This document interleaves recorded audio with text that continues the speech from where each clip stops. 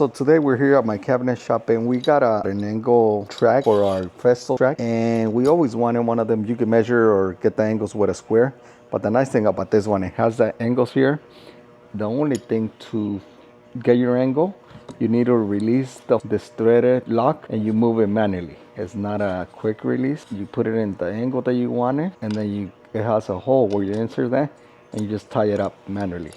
And at the bottom of the track, this slides underneath your Festool track and you tie it up with this butterfly thing at the bottom.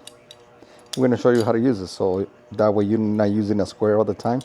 This is a little bit of nicer jig that we bought to use it because we need it all the time to do angles. So this is a quick release snap-on, which you twist it and then it clamps it to screw it. We're going to put it at 15 degree right now. So now it's in.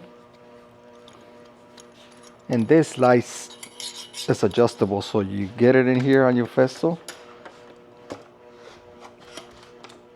This, you pull it. And then you touch this part here You need to have this go against your rail. You put your butterfly back and you twist it. As you see, like a can opener, and it locks it in there.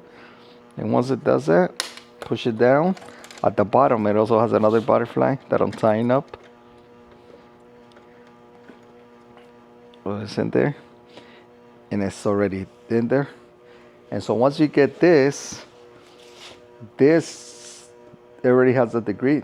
This part is gonna go on your piece of wood to do your angle. So that's already giving me 15 degrees that I want on the piece of wood on a 15 degree angle. I'm gonna start cutting it for you guys.